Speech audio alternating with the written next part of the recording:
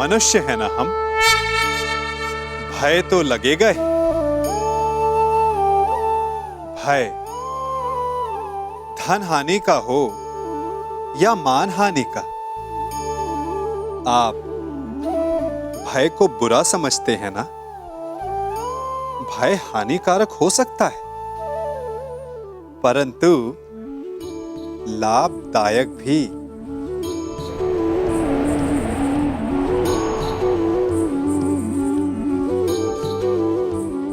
सोचिए, किसी अनुचित कार्य के परिणाम का भय क्या आपको वो कार्य करने से रोक नहीं लेता? रोकता है, परंतु अनुचित कार्य हो जाने के पश्चात उसे संसार के समक्ष ना लाने देने का भय हमें एक के पश्चात दूसरी भूल करने पर विवश करता है। प्रयास करके हम अपना सम्मान बचा अवश्य लेते हैं, परंतु भविष्य में इसके परिणाम भयंकर सिद्ध हो सकते हैं। इसीलिए कोई भी कार्य करने से पूर्व उसके परिणाम को जानना जितना आवश्यक होता है, उतना ही आवश्यक होता है कोई भूल हो जाने के पश्चात उसे तुरंत स्वीकार कर लेना।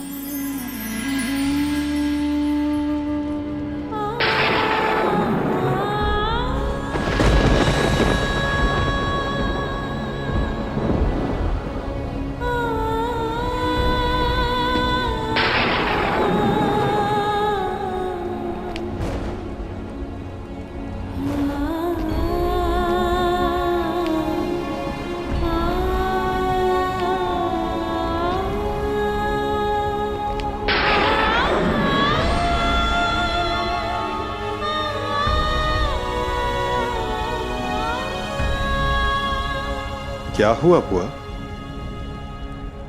आप उदास हैं? उदास नहीं, चिंतित हूं। कृष्ण, क्या मैं अकेली हूं जो ये युद्ध नहीं चाहती? नहीं बुआ, आपके चाहने ना चाहने से कुछ नहीं होगा। जब वन में महाअग्नि लगी हो और एक वृक्ष को छोड़कर शेष जलना चाहे, तो अग्नि कौन रोक सकता है? मैं वृक्ष नहीं हूं माधव, मनुष्य हूं, एक माता हूं। इसलिए मैं नहीं चाहती कि ये युद्ध हो। अपने पुत्र के लिए चिंतित हो बुआ? प्रतीत होता है कि आपके मन पर कोई बोझ है। उतार दीजिए बुआ।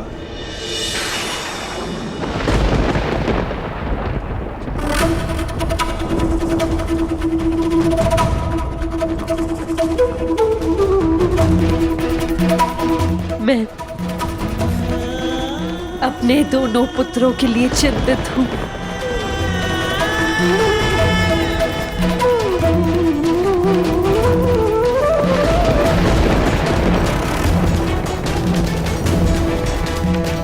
दोनों पुत्र?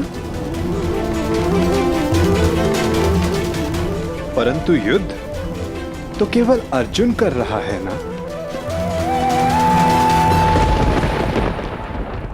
अर्जुन के जीवन के साथ साथ मैं कर्ण के जीवन के लिए भी चिंतित हूं। कर्ण मेरा पुत्र है।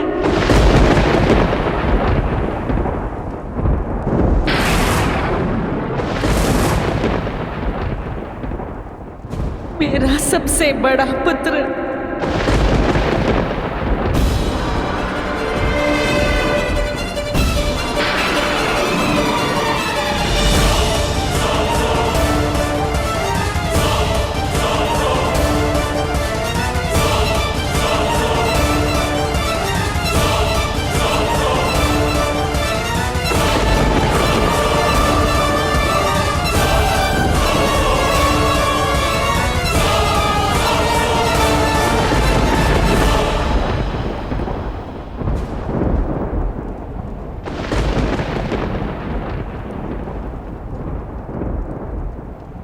पुत्र।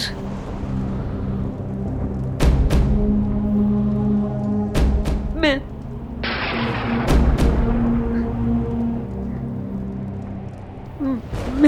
अभी उचित समय नहीं है बुआ।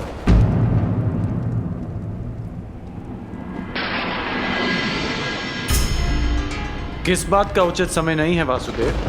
भावुक होने का, अपने मन और कर्म से नियंत्रण खोने का। चूंकि भाव हो या कर्म या वचन उचित स्थान और उचित समय पर ही शोभा देते हैं।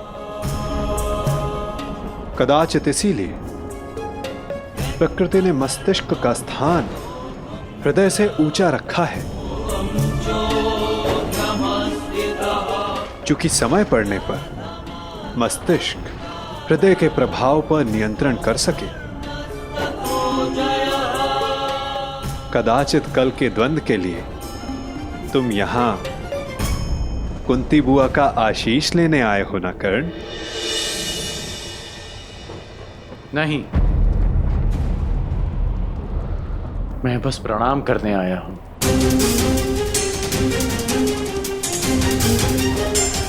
प्रणाम करोगे, आशीष नहीं लोगे? क्यों? क्योंकि विजयी होने का आशीष मांगकर मैं माता कुंती को धर्म संकट में नहीं डाल सकता। उस आशीर्वाद पर केवल उनके पुत्र अर्जुन का अधिकार है। तुम भी तो इन्हें माता कहकर पुकारते हो ना मित्र, तो इस नाते तुम भी इनके पुत्र हुए।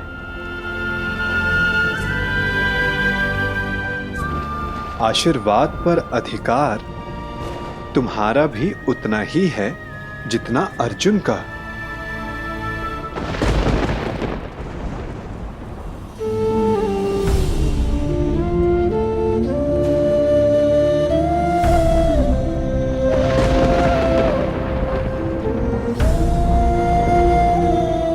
मैं यहां केवल कर्तव्य पालन के लिए आया हूं,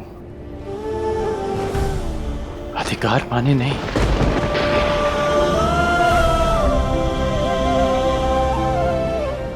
जैसा मैंने अभी कहा कि विजयी होने के आशीष पर केवल अर्जुन का अधिकार है,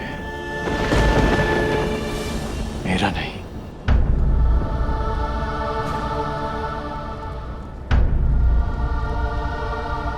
एक माता के लिए उसके पुत्र के विजय होने से अधिक उसका जीवित होना महत्वपूर्ण है।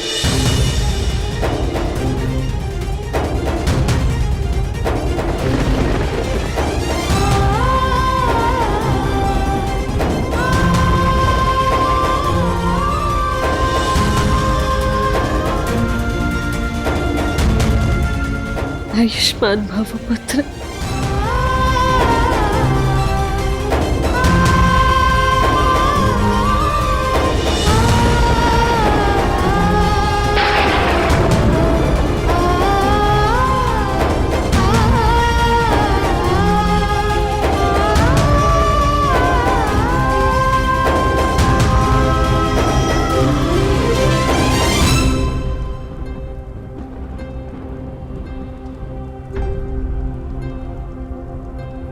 सत्य सम्मुख आएगा बुआ, परंतु उचित समय उचित स्थान पर।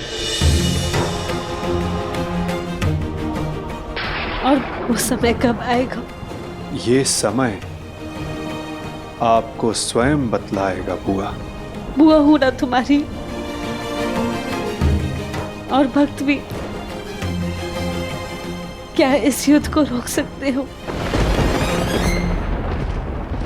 कर्म कर सकता हूं, परंतु फल समय के हाथ में है।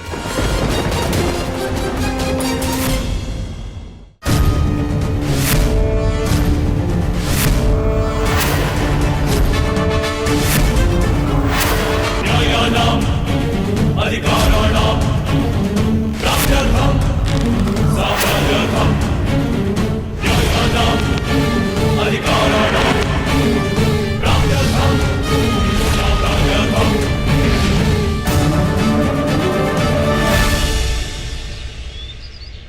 जिस परिवार को सुदृढ़ रखने के लिए मैंने मृत्यु को अपने से दूर रखा, उसका विभाजन मैं किस प्रकार देख सकता हूं? ऐसा कौन सा परिवार है जिसमें विवाद नहीं होता, परंतु विभाजन? क्या यही एक समाधान है? मुझे अपने कानों पर विश्वास नहीं हुआ था विदुर। वासुदेव जैसा विद्वान और बुद्धिमान विभाजन का सुझाव देता है। यदि मेरे वचनों से आपको पीड़ा पहुंची है तो मैं क्षमा प्रार्थी हूं गंगापुत्र, परंतु परिस्थितियां कभी कभी ऐसी हो जाती हैं कि परिवार को बांटना आवश्यक हो जाता है, विशेषकर तब जब परिवार के कुछ सदस्य शेष का विनाश चाहने लगे। मैं कह चुका हूं, मेरे जीवित रहते ऐसा कभी नहीं होगा। मुझे विश्वास है कि मैं अपने पुत्रों को एक रखने में सक्षम हूं। क्षमा चाहूंगा गंगापुत्र, परंतु ऐसा हो चुका है, वो भी आपके जीवित होते हुए। और रही बात आपके विश्वास की, तो वो लाक्षागृह की अग्नि में भस्म हो चुका है। क्या कह रहे हैं आप? दुर्योधन और शकुनी ने पुरोचन से वारणाव्रत में जो भवन बनवाया था, वो भवन लाक्षागृह था। वो पांडवों को भेंट देने के लिए नहीं, अपितु पांडवों को अग्नि की भेंट चढ़ाने के लिए था गंगापुत्र। मुझे विश्वास नहीं। तो आप महात्मा विदुर से पूछिए, यदि वो समय रहते पांडवों को सावधान नहीं करते तो आज आपके पांचों पौत्र जीवित नहीं होते। वासुदेव ठीक कह रहे हैं तातश्री। तुमने मुझे बताया क्यों नहीं विदुर? आपको कष्ट होता तातश्री। पांडवों की रक्षा मैंने कर ली थी, परंतु सत्य जानने के पश्चात कौरवों की रक्षा आपसे कोई नहीं कर पाता। यदि कौरवों और पांडवों को साथ रखा गया तो मुझे खेद है गंगापुत्र, कहीं हस्तिनापुर स्वयं एक लाक्षागृह में परिवर्तित ना हो जाए। स्पष्ट कहिए वासुदेव। तो सुनिए, द्रोण शिष्य और परशुराम शिष्य दोनों पराजय स्वीकार नहीं करेंगे। ना ही दोनों में युद्ध कौशल की कमी है, ना ही अस्त्रों का अभाव। तो निश्चित रूप से युद्ध भयंकर होगा। एक को विजय मिलेगी, एक को वीरगति। इस प्रश्न का उत्तर अवश्य मिल जाएगा कि हस्तिनापुर का अगला सम्राट कौन होगा, परंतु पांडवों और कौरवों के मध्य बैर समाप्त नहीं होगा गंगापुत्र। उनके ईर्ष्या और प्रतिशोध की अग्नि समाप्त नहीं होगी। कई लाक्षागृह सजेंगे और निश्चित रूप से हस्तिनापुर के प्रारब्ध में केवल युद्ध रह जाएगा, केवल रक्त रह जाएगा, केवल प्रतिशोध रह जाएगा गंगापुत्र।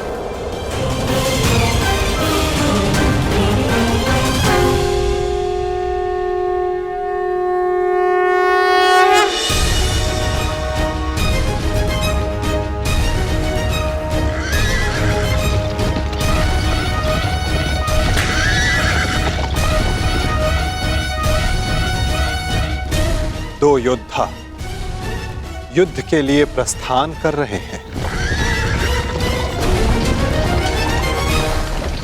और संभवतः उनमें से एक ही लौट पाए। निर्णय आपका है गंगापुत्र।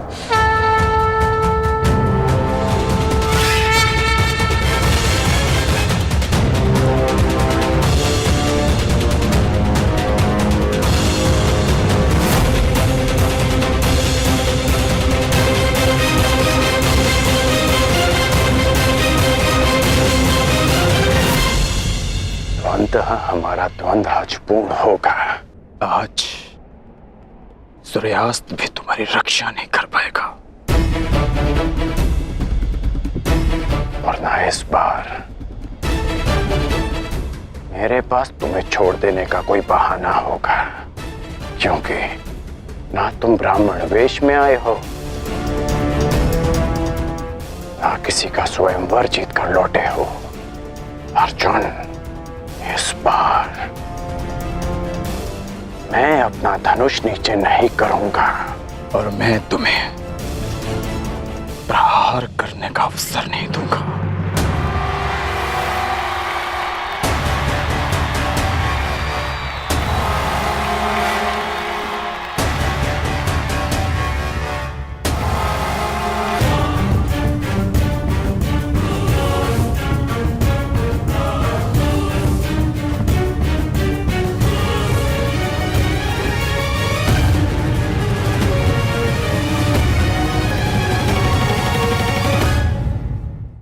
कर्ण और अर्जुन द्वंद्व के लिए प्रस्तुत है महाराज।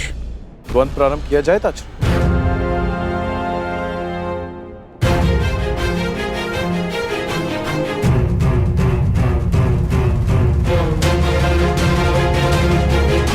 और कोई विकल्प भी तो नहीं। द्वंद्व प्रारंभ हो।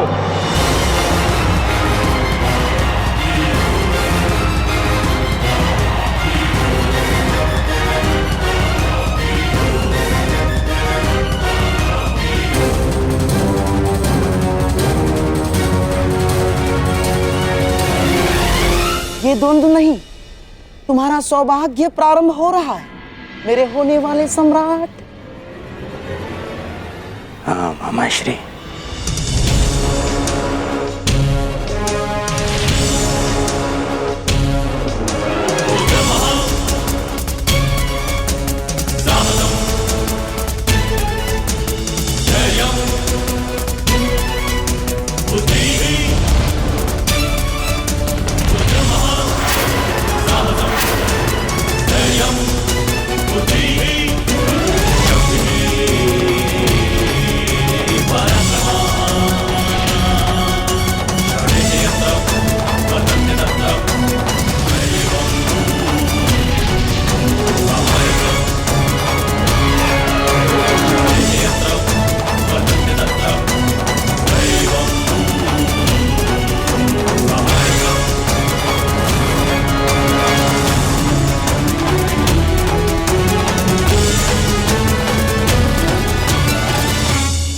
रुको।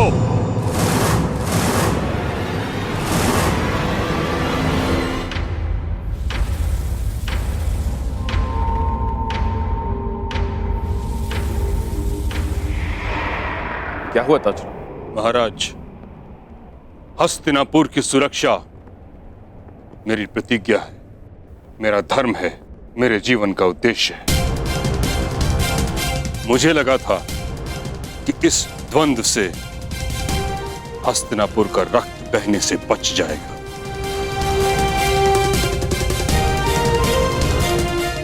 परंतु अब मुझे प्रतीत होता है कि यह द्वंद्व हस्तिनापुर के हित में नहीं।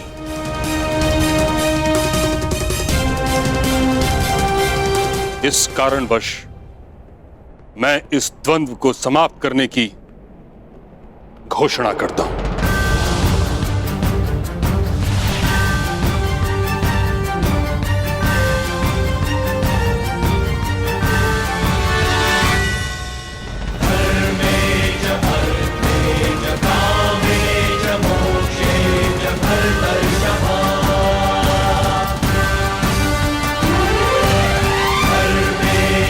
क्योंकि आज अंगराज की विजय हो या अर्जुन की, युधिष्ठिर सम्राट पद पे बैठे या दुर्योधन, इन भाइयों के मध्य का बैर और इनकी होड़ समाप्त नहीं होगी। परंतु पितामह, इसके अतिरिक्त और क्या हल है?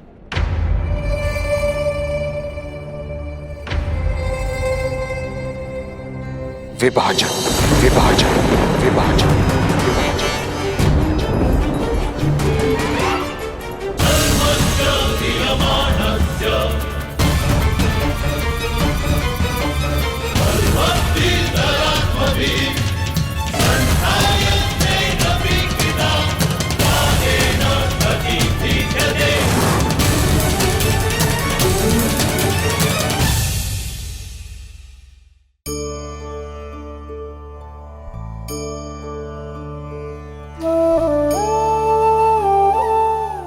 आप जिनसे प्रेम करते हैं सदा उनके समीप रहना चाहते हैं, नहीं चाहते कि कभी अपनों से दूर होना पड़े, बिछड़ना पड़े। परंतु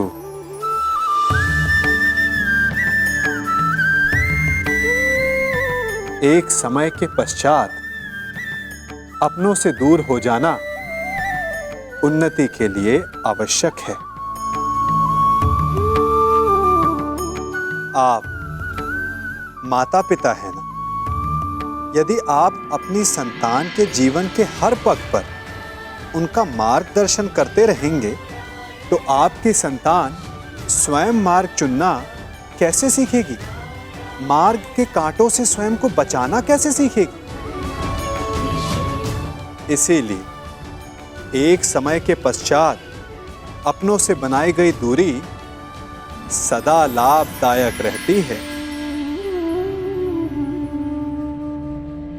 असंभव महाराज, असंभव। मुझे तो स्वयं के कानों पर विश्वास नहीं हो रहा है। जिन महाबली भीष्म ने हस्तिनापुर के सुरक्षा के लिए प्रतिज्ञा की थी, वही आज विभाजन की बातें करने लगे हैं।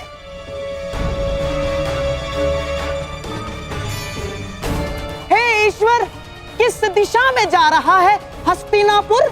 क्या यह उचित है? मुझे तो ऐसा प्रतीत होता है कि गंगा मैया उल्टी दिशा में बहने लगी है, और कभी-कभी ऐसा भी प्रतीत होता है कि कहीं सूर्य देव पश्चिम दिशा से तो नहीं उदय होने लगे। गांधार नरेश, गंगा पुत्र ने हस्तिनापुर के सिंहासन को सुरक्षित रखने की प्रतिज्ञा ली थी, और इस समय हस्तिनापुर की सुरक्षा उसके विभाजन में है।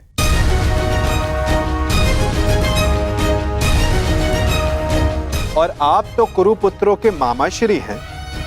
आपसे अधिक ये कौन समझ सकता है कि साथ रहने में किसकी कितनी हानि है? और ये भी समझ सकते हैं कि यदि एक बार अग्नि प्रज्वलित हो उठी तो उसे शांत करना कितना कठिन है, विशेषकर विद्वेष की अग्नि। वासुदेव, मैं तो शांत। शकुनी, शांत। विदुर, तुम्हारी नीति क्या कहती है इस विषय में?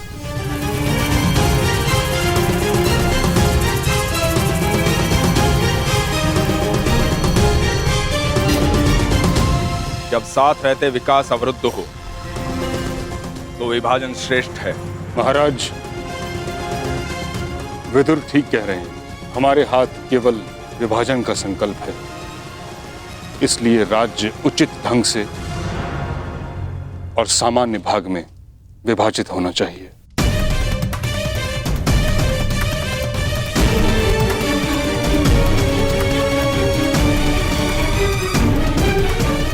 मामाश्री, मैं ये विभाजन यहीं समाप्त कर दूंगा। अभी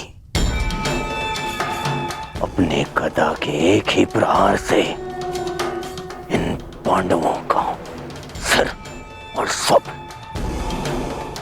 दोनों चूर कर दूंगा। अभी देखिए। शांत हो जाओ मेरे होने वाले सम्राट, शांत हो जाओ। देखो, जो काम सुई से हो सकता है उसके लिए तलवार नहीं उठाई जाती।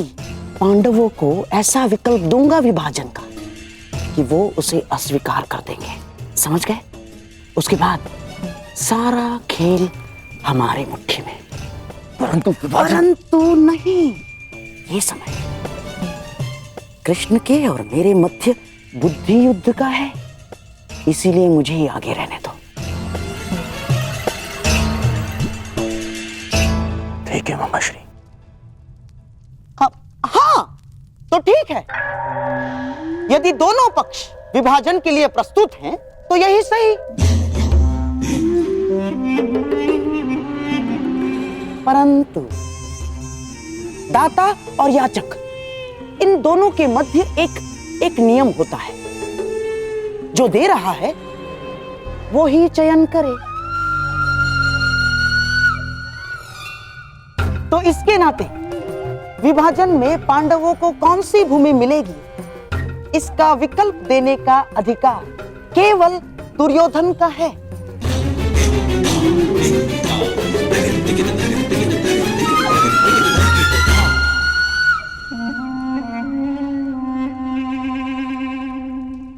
तो कहिए गांधार राज, क्या सुझाव है आपके पास? यदि पांडव विभाजन चाहते हैं तो हम उन्हें खांडव प्रस्थ देते हैं।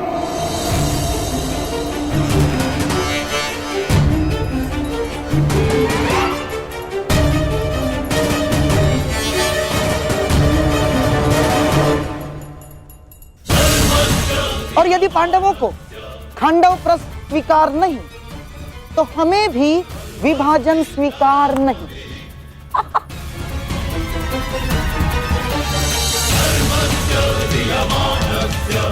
हाँ, तो पांडव यहीं रहे अपने भाइयों के साथ प्रसन्नता से।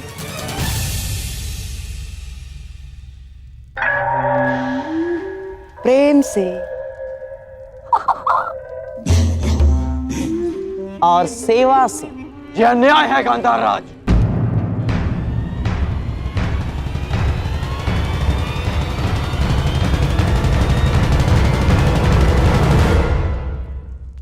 मित्र, तुम देख लो कैसी अनुचित बात कर रही है। खांडव प्रस्थ, उस भूमि पर कांटे तक नहीं उगते, बंजर भूमि है वो, अंग से भी अधिक बंजर, जैसे आप शापित हो।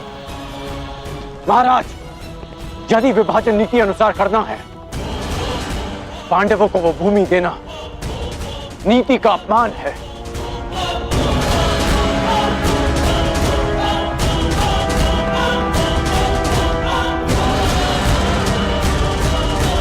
तुम दुर्योधन के मित्र हो या शत्रु, सदैव उसका अहित बोलते हो। मैं वही करता हूं जो मेरे मित्र के हित में हो, और मैं नहीं चाहता कि आपके एक और कुचक्र में फंसकर मेरा मित्र स्वयं को सदा के लिए इतिहास में अन्यायी सिद्ध कर दे। हमें खांडव प्रस्थ नहीं चाहिए, भले ही युद्ध हो जाए। युद्ध से कौन भयभीत है विरकोधर? दान में मिले बछड़े के दांत नहीं गिने जाते। क्षत्रिय दान नहीं लेता, युद्ध करके अपना अधिकार प्राप्त करता है। अर्जुन, तुम्हारे बाणों का उत्तर भी है मेरे पास। यदि कुछ चाहिए तो केवल खांडवप्रस्थ ही मिलेगा, अन्यथा कुछ नहीं मिलेगा।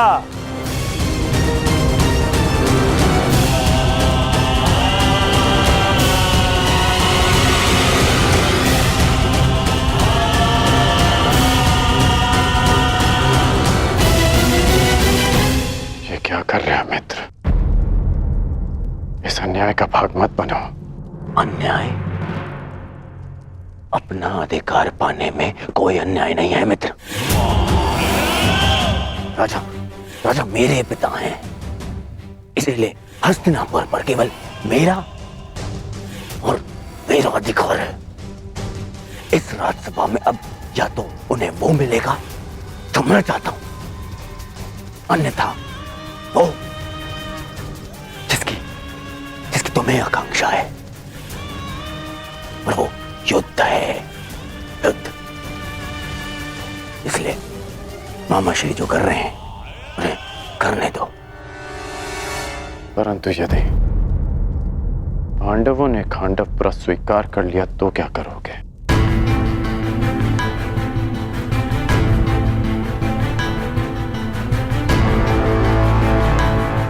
नहीं करेंगे, देखते जाओ।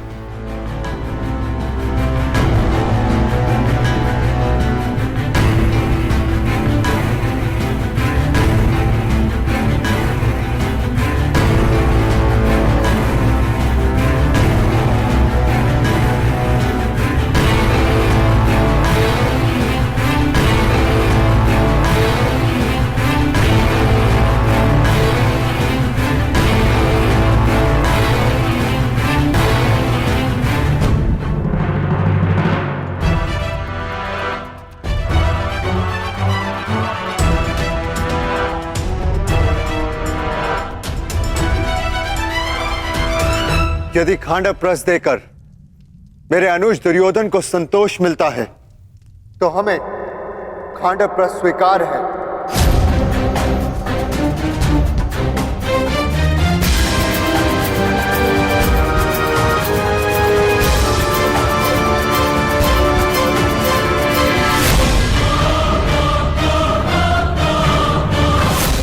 हम 5 भाई जहां भी एक साथ हो, वो स्थान भले ही बंजर हो, लेकिन हमारे लिए स्वर्ग से कम नहीं।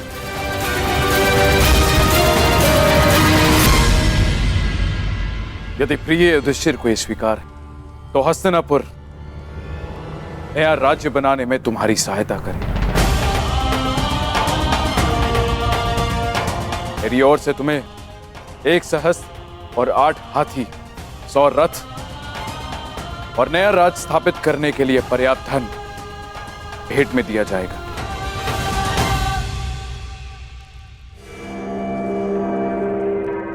परंतु पुत्र, इसके बदले मुझे भी तुमसे कुछ चाहिए।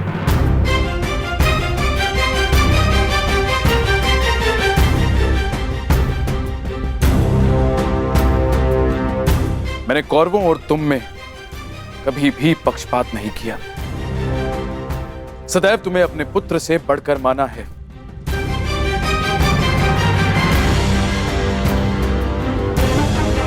तुम 5 भाई सर्वशक्तिशाली हो। पांचाली जैसी चतुर भार्या है तुम्हारे पास, परंतु पुत्र, इस जन्मांध धृतराष्ट्र के पास कोई मार्गदर्शक नहीं। गांधारी और मुझे पथ दिखाने वाला कोई तो चाहिए पुत्र, कोई ऐसा जिसके समीप रहने से मेरे भ्राता पांडु की स्मृति बनी रहे। इसीलिए मेरी इच्छा है पुत्र कि तुम्हारी माता कुंती यहीं हस्तिनापुर में रहे।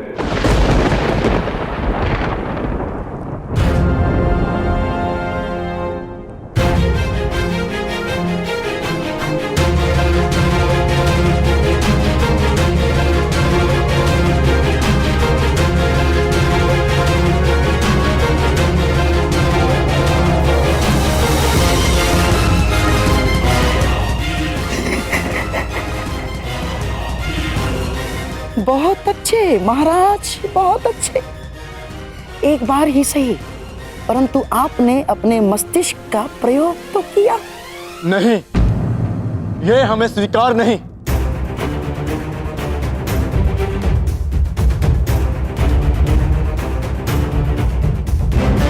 हाँ, यदि यही विभाजन की शर्त है तो हमें स्वीकार नहीं चाहिए पिताश्री। महाराज, आप ऐसी शर्त क्यों रख रहे हैं? क्यों एक माता को अपने पुत्रों से दूर कर रहे हैं आप? मैं कुंती को पांडवों से दूर नहीं कर रहा हूं अंगराज। मैं पांडवों को सदा अपने समीप रखने की कोशिश कर रहा हूं।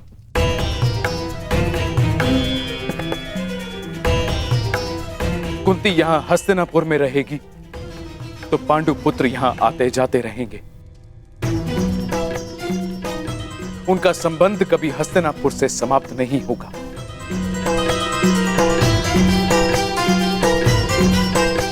मेरी आंखें देख नहीं सकती, परंतु पांडु पुत्रों का स्वर मुझे सुनने को तो मिलता रहेगा।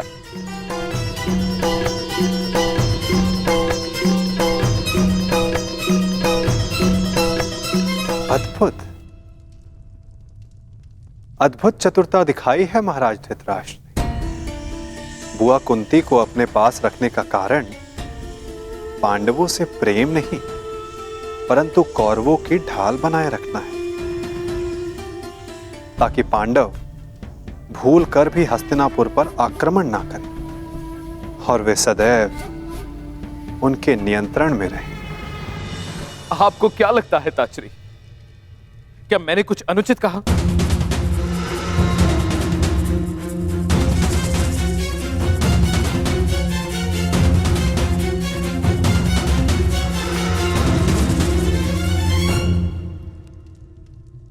हम अपनी माता के बिना नहीं जाएंगे। भले जो भी हो, माता हमारे साथ ही जाएंगी। मैं कहाँ रहूंगी? ये निर्णय लेने का अधिकार मेरा है। मुझे ताजश्री और गांधारी दीदी के साथ रहना स्वीकार है।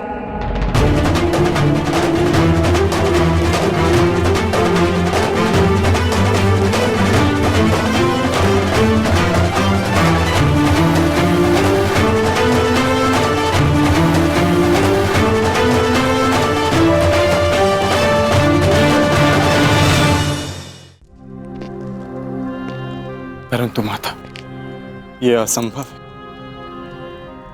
हम आपके बिना नहीं जा सकते। ये मेरी आज्ञा है भीम।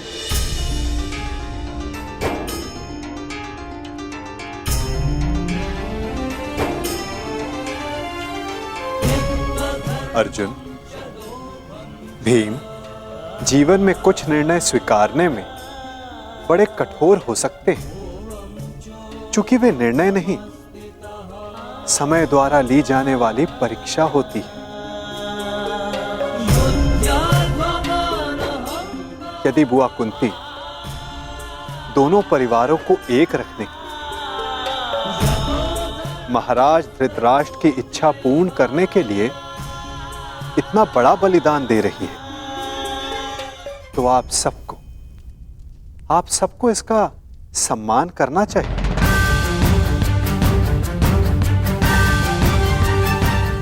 यदि आपका यही आदेश है तो हमें स्वीकार है।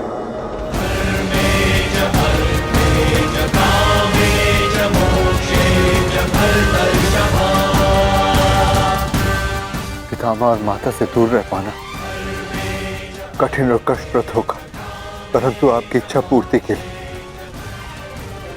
हम आपको छोड़कर खांडवप्रस्थ जाएंगे।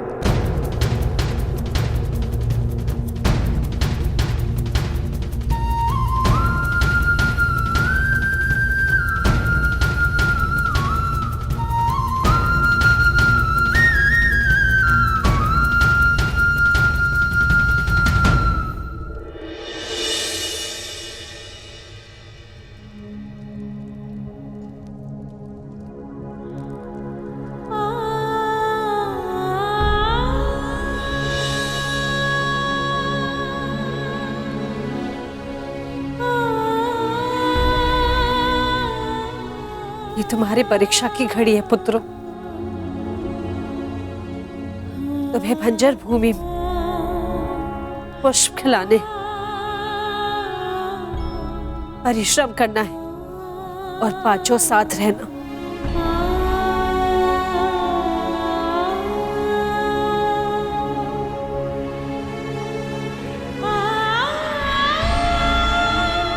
पुत्री पांचाली,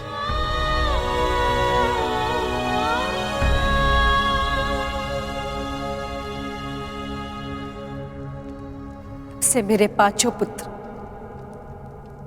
तुम्हारा उत्तरदायित्व है।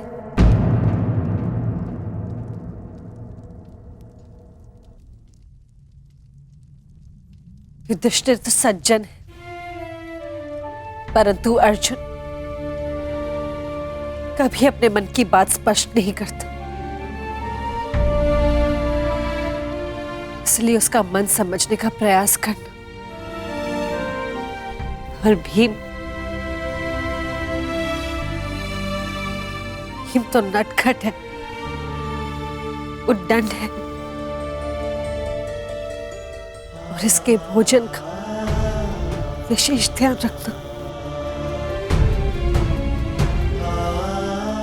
नकुल और सहदेव कहने के लिए माद्री के पुत्र हैं, लेकिन मैंने उन्हें भीम और अर्जुन से कभी कम प्रेम नहीं किया।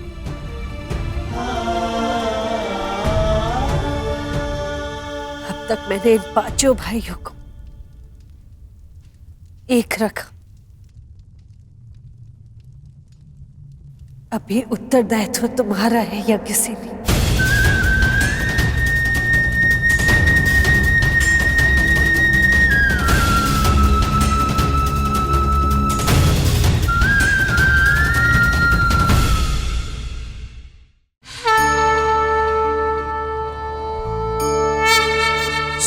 उदय से ठीक पूर्व रात्रि तनिक अधिक गहरी और गाढ़ी हो जाती है। इसी प्रकार एक नए प्रारंभ से पूर्व मन पर, सोच पर, विचारों पर अंधकार छा जाता है। मानव मन जो ठहरा, दुविधा आ ही जाती है। क्या आगे जो होगा वो शुभ होगा? क्या जीवन में जो हम पीछे छोड़ आए हैं वो कहीं भूल तो नहीं? ऐसे में क्या करना चाहिए? केवल एक उपाय, आगे बढ़ें।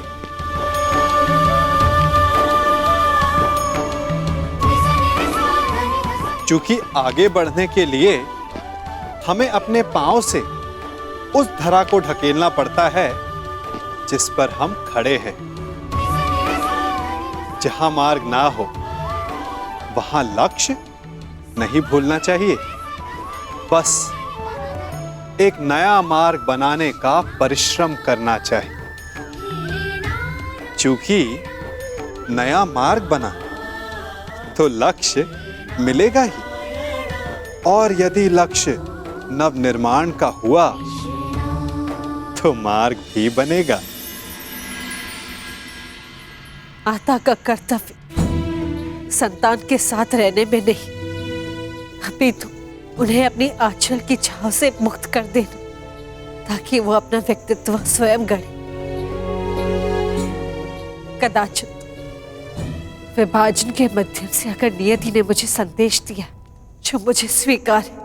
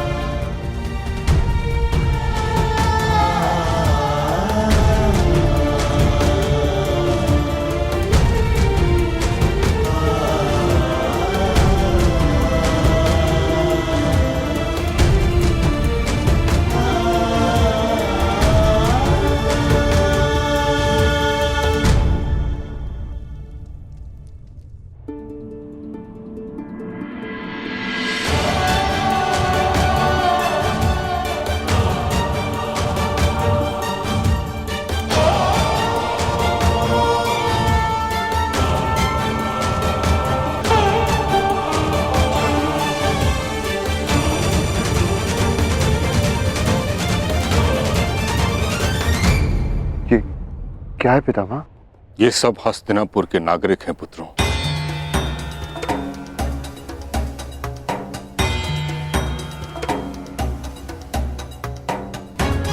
जो तुम्हारे साथ खांडव प्रस्थ में बसने की इच्छुक हैं।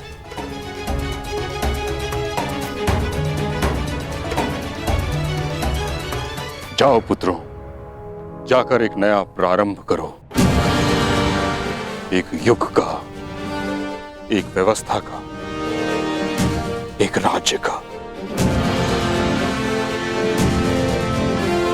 और यह सिद्ध कर दो कि तुम्हें वह भूमि इसलिए नहीं मिली क्योंकि तुम्हारे पिता कभी राजा थे, बल्कि इसलिए क्योंकि तुम सभी इसके योग्य हो।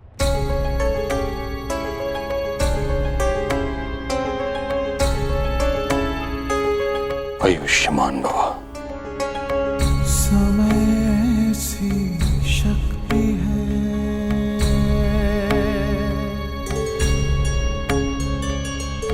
सभी समय से हारे,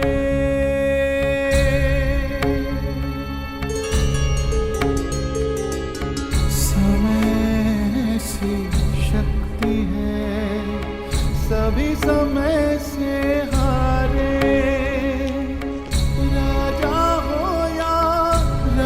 सभी बनते रहे बेचारे। समय बड़ा महान है इस जग में, समय बड़ा महान,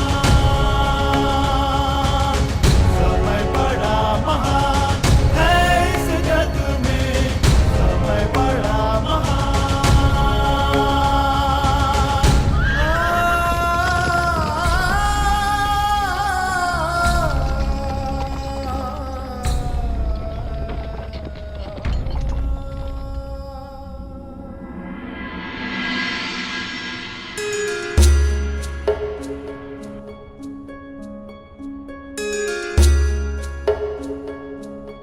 क्या अब भी अपने चैन से संतुष्ट होकर?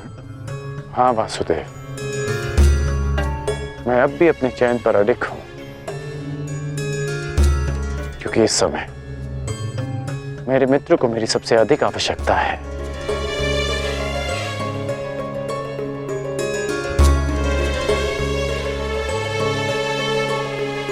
वासुदेव, अब समझ आया कि आपने मुझे पांचाल से सीधा हस्तिनापुर आने को क्यों कहा। आपने उस चक्रवात को विभाजन की दीवार से रोक लिया। कहाँ कर्ण, उस चक्रवात का तो यहां से अब प्रारंभ हुआ है।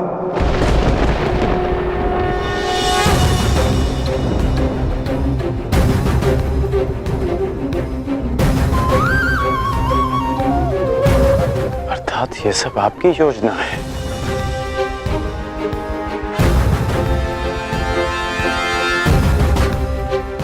पहले आप पांचाली के स्वयंवर में गए,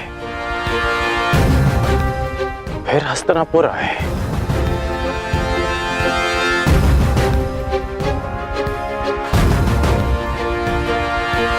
आपकी वास्तविक योजना क्या है? क्या छिपा है इस मधुर मुस्कान के पीछे? क्या चाहते हैं आप वासुदेव? मैं तो केवल तुम्हें अपने पक्ष में चाहता हूं कर्ण। मैं तो आप ही के पक्ष में हूं वासुदेव, परंतु मेरा दुर्भाग्य है कि आप पांडवों के पक्ष में हैं। आपने उनका चयन किया। एक बहुत ही बुद्धिमान ज्ञानी पुरुष ने मुझसे कहा था कि मनुष्य अपने प्रत्येक चयन का परिणाम स्वयं भुगतता है। और इसी कारण वो तथाकथित ज्ञानी पुरुष तुम्हारा अत्यधिक सम्मान करता है अंगराज। चूंकि युद्ध हो या परिणाम का पालन, तुम अन्य सबसे भिन्न होकर और उनसे एक पग आगे भी। हो सकता है, परंतु आप सबसे सैकड़ों पग आगे हैं केशव। आपसे कोई स्पर्धा नहीं कर सकता। हाँ, चूंकि मैं किसी स्पर्धा में सम्मिलित ही नहीं हूं कर्ण।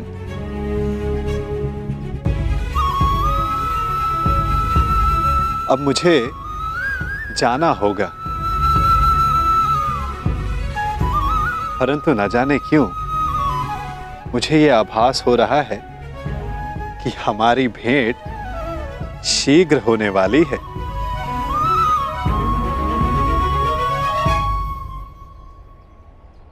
आपसे पुनः मिलना अच्छा लगेगा वासुदेव।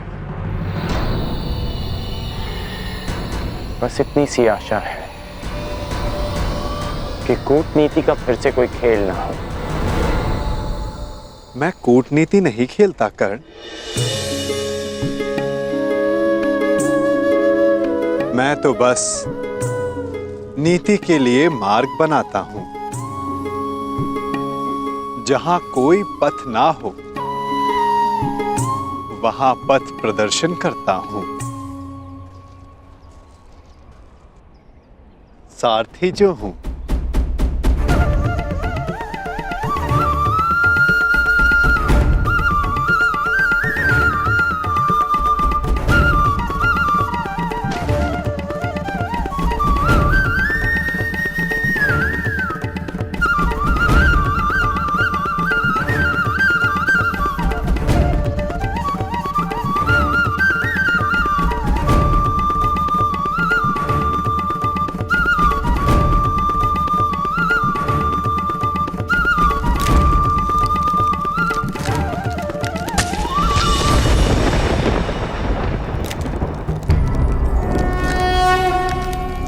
यदा यदा हि धर्मस्य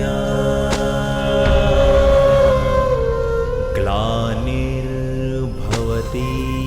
भारत और मार्ग में जो बाधाएं आती उन्हें दूर भी करता हूं। अधर्मस्य तदात्मानं सृजाम्यहम्।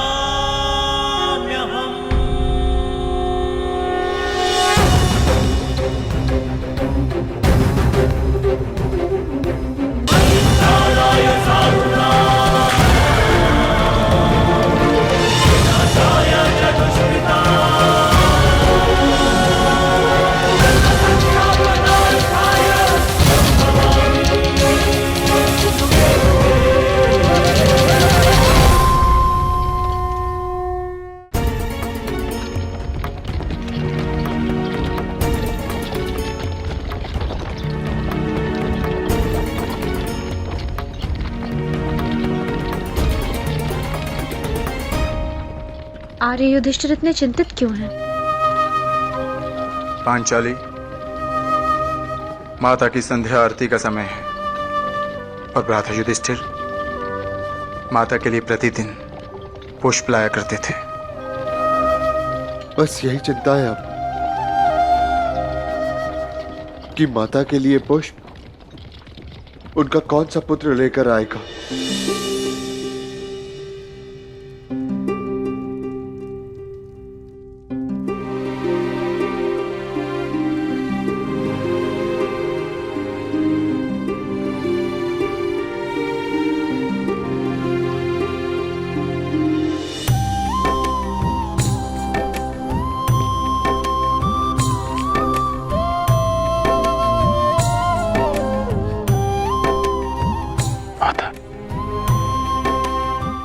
पुत्रों के हस्तिनापुर से जाने का खेद है मुझे।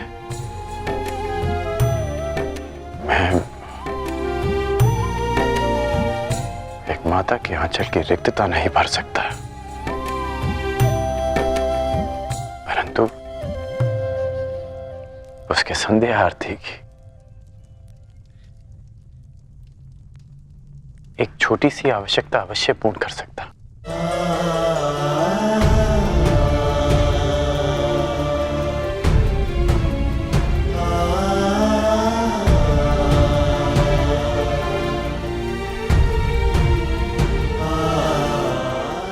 बहुत चिंतित होकर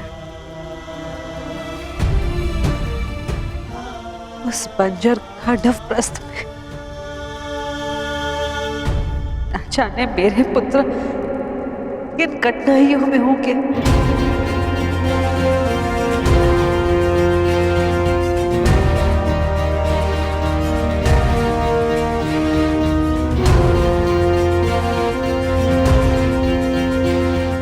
परंतु इस बात की मुझे कोई चिंता नहीं, क्योंकि मैं जानता हूं कि सहायता उनसे अधिक दूर नहीं।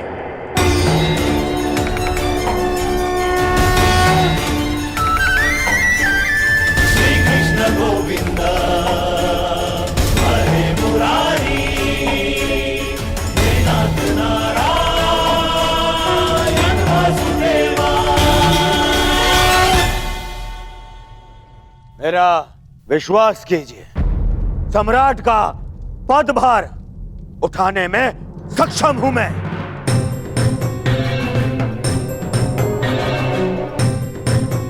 यदि ताचरी अपनी अनुमति और आशीर्वाद दें तो मुझे कोई आपत्ति नहीं पुत्र।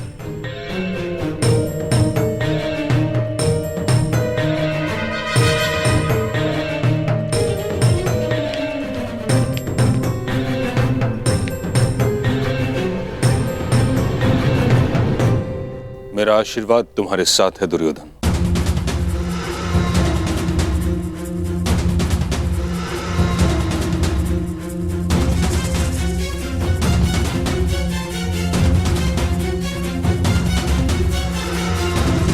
किंतु मेरी अनुमति नहीं।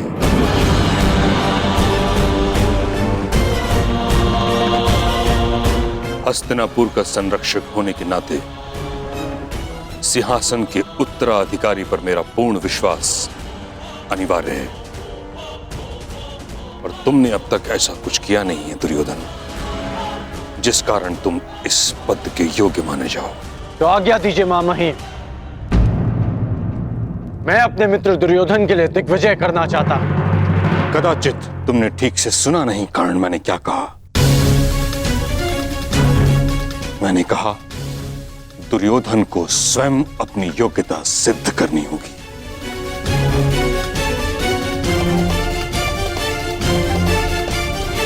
सम्राट बनने के लिए योग्यता का अर्थ केवल रण विजय प्राप्त करना नहीं, शान प्रबंधन भी है। युद्ध नीति नहीं, मैत्री नीति भी है। सम्राट बनने की शीघ्रता तुम्हें केवल दिग्भ्रमित करेगी दुर्योधन। ज्वालंत मनोकामनाओं की अग्नि का धूम्र तुम्हें मार्ग से भटका देगा। परंतु मैंने ऐसा कौन सा अनुचित मार्ग चुना है पितामह? हस्तिनापुर की मर्यादा के कारण जिस विषय पर मैं मौन हूं, उसे तुम निर्लज्जता के साथ छिपा रहे हो दुर्योधन। मत भूलो, इस समय तुम गंगा पुत्र भीष्म के समक्ष खड़े हो। यदि आज हस्तिनापुर का विभाजन हुआ तो उसका कारण केवल तुम्हारी वह मूर्खता थी जो तुमने अपने मामा की संकेत पर की।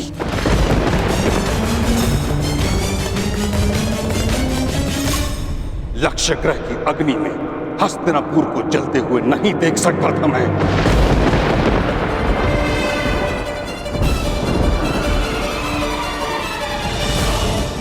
इस कारण विभाजन स्वीकार किया मैंने। और अब जब तक मुझे यह विश्वास नहीं हो जाता कि तुम नीति से शासन करने में सक्षम हो, कुचक्र से नहीं, तब तक मैं तुम्हारे अभिषेक की अनुमति नहीं दूंगा।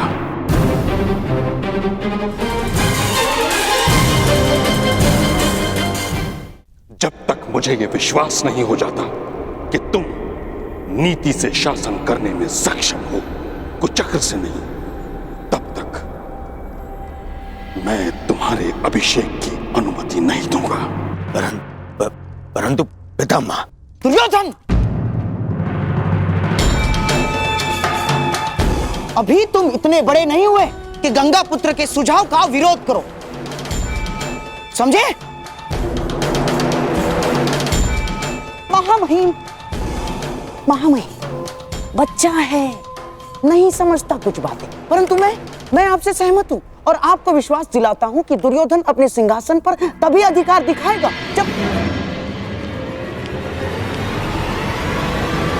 जब वो आपकी परीक्षा की कसौटी पर खरा उतरेगा। महामहिम,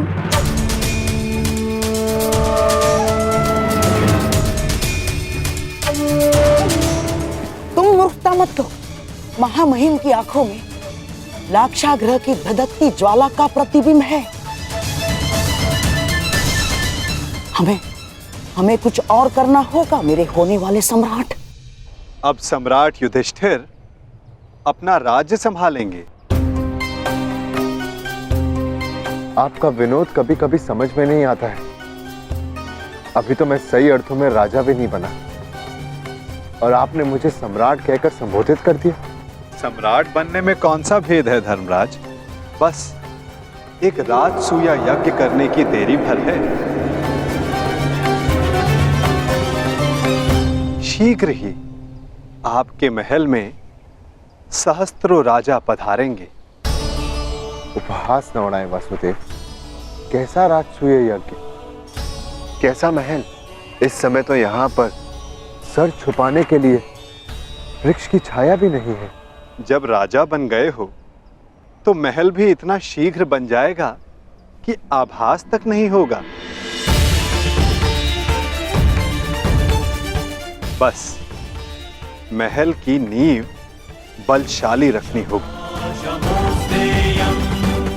और इसके लिए मुहूर्त विचारने का समय नहीं है धर्मराज। बस मेरे कथन पर विश्वास कीजिए और तैयार हो जाएं।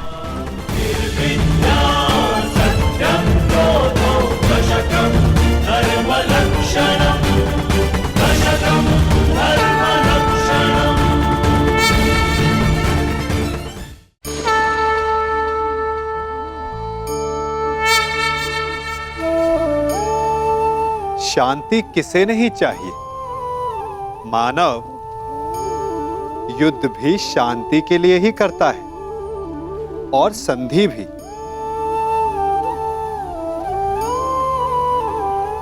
आप में से कुछ कहेंगे कि आगे बढ़ने के लिए सदा संघर्ष ठीक नहीं होता, संधि का मार्ग ठीक है।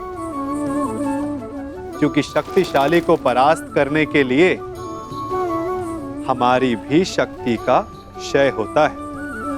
वो शक्ति जिसे हम विकास में लगा सकते हैं। परंतु शक्तिशाली से मित्रता करने से पूर्व क्या ये जान लेना उचित नहीं कि शक्तिशाली का मंतव्य क्या है? कहीं उस संघर्ष से बचकर हम एक बड़े उत्पात को तो जन्म नहीं दे रहे। क्योंकि सर्प से मित्रता आपको शांति नहीं देती, अपितु सर्प को अवसर देती है कि भविष्य में वो आपको डस सके।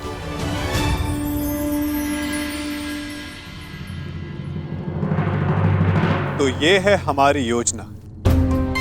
राजसूय यज्ञ की सफलता के लिए इसी भांति चारों दिशाओं में खांडवप्रस्थ की पताका फहरानी होगी।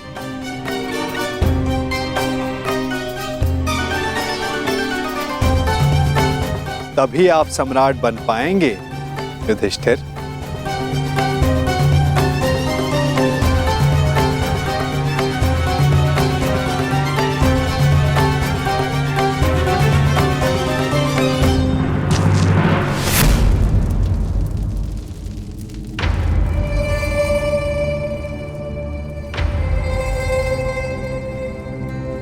बस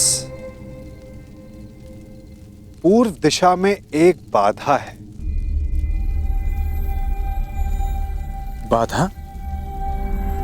कौन सी बाधा माधव? मगध। हाँ मेरे होने वाले सम्राट, यदि तुम्हें पूरे भारतवर्ष में अपने आप को सर्वशक्तिशाली सिद्ध करना है तो तुम्हें मगध पर अपना प्रभुत्व स्थापित करना ही होगा। और मगध का अर्थ है जरासंध।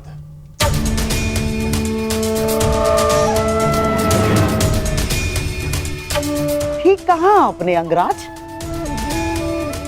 मगध का अर्थ है जरासंध, आपका भूतपूर्व मित्र और वर्तमान शत्रु। हाँ, और आपको कदाचित ज्ञात नहीं होगा, उसने आर्यव्रत के 100 राजाओं को बंदी बना लिया है और अब वो उनकी बलि की तैयारी में है।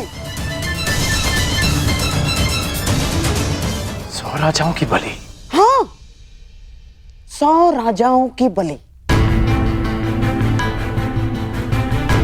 क्योंकि प्रभुत्व स्थापित करने का सबसे बड़ा अस्त्र है भय, और उसी भय का लाभ उठाते हुए जरासंध अपने आप को सर्वशक्तिशाली सिद्ध करना चाहता है। और इसीलिए हमारा सबसे पहला लक्ष्य होगा जरासंध पर विजय। परंतु हाँ, प्रश्न ये भी उठता है कि कौन महायोद्धा जरासंध को दुर्योधन के पक्ष में लाने में सक्षम है? दुर्योधन हर संभव प्रयास करेगा कि जरासंध उसके पक्ष में आ सके, और यह निश्चित है कि जरासंध किसी भी परिस्थिति में तुम्हारा समर्थन नहीं करेगा युधिष्ठिर। तो अब केवल एक मार्ग शेष है, जरासंध का अंत।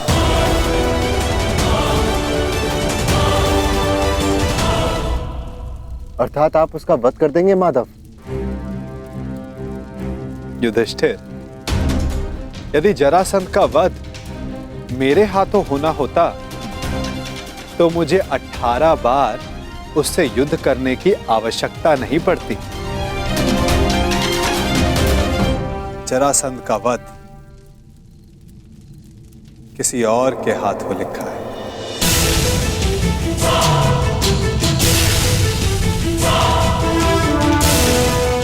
भ्राता भीम, क्या आप इस बाधा को समाप्त कर सकते हैं?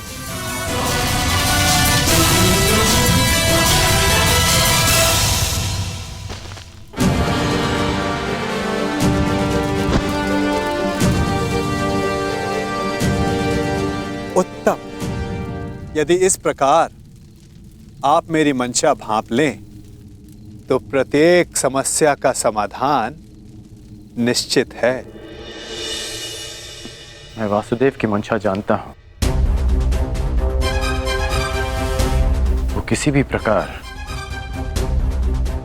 जरासंध पर पांडवों की विजय प्राप्त करने का प्रयास करेंगे,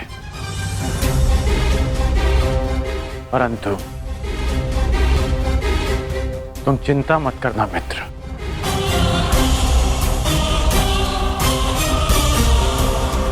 मैं पांडवों से पहले जरासंध का समर्थन प्राप्त कर लूंगा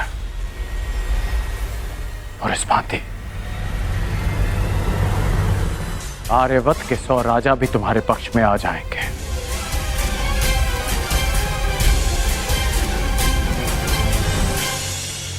इससे पूर्व कि जरासंध दुर्योधन का समर्थन करे, उसका अंत आवश्यक है। अर्थात हमें जरासंध का वध करना होगा।